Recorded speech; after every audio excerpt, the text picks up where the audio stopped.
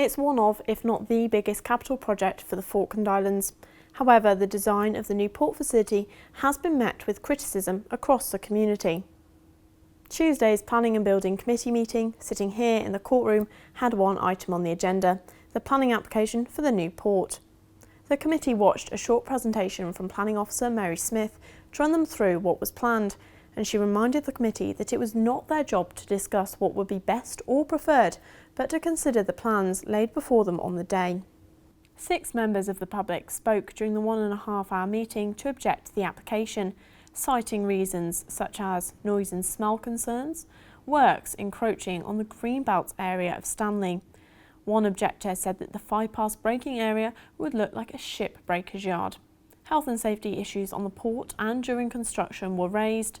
Several spoke about a lack of transparency over the plans, saying the quality of information was shockingly poor, and issues surrounding the environmental impact survey were also mentioned.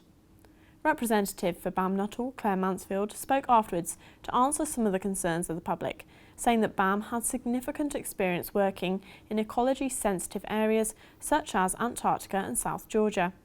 She also expressed dismay about some of the feedback, saying that references to a ship-breaking yard were offensive and that BAM would be using modern standards as well as meeting high environmental standards. She went on to say that the plans are for consent for the scheme in its entirety, explaining that detailed design work is still ongoing. She also stressed the importance of a new port, a point she made when FITV spoke to her last week. So the new port really is to allow for the Falkland Islands to grow and to improve economic prosperity. The existing facility really is in a very poor state of repair and it is life expired. The fishing community and trying to encourage further tourism to the island, all of these really big environmental benefits need a functioning port. I mean, it's probably hard for people to understand, but over the next 30 years, especially for fish transshipment, there's going to be a huge number of vessels needing to come onto the facility. And also, you know, cruise vessels, when we look at it, the growth projection, it would allow a cruise vessel every single day if need be, and you know, if the demand is there, and all of those things are really big environment, both economic and improvements for everyone's lives. Committee members, after seeing the presentation of the plans and hearing comments, discussed the concerns they had. Ultimately, the decision was taken to recommend these plans for refusal, with reasons including the impact to local businesses, as well as the impact of dismantling the bypass barges on land being mentioned. There were a few reasons, but mainly on the grounds of environment.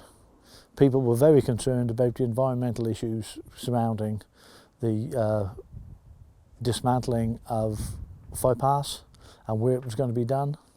There was also concerns about the effect on Stanley rowers, and there were also some concerns on people hadn't been consulted enough. But I think I should say probably that nobody at the meeting was actually against having a new port. It was just how we do it. The planning application had already gone to the committee with multiple conditions attached to it. It will now go before Executive Council with the reasons for recommending refusal and further informative opinions of the committee as well. FITV asked the Falkland Islands Government for a comment on the decision, and they sent us the following statement. It is of course disappointing that the Planning and Building Committee rejected the application. A replacement port is urgently required. FIG will review the reasons given by the committee for rejection of the application and concerns raised during the application process, and set out proposals of how these can be resolved for EXCO's consideration. While this decision does not leave this project dead in the water, it does present it with the first official hurdle in the planning process. EXCO will discuss the application on the 15th of March, so it will still be a few weeks before any further outcome is known.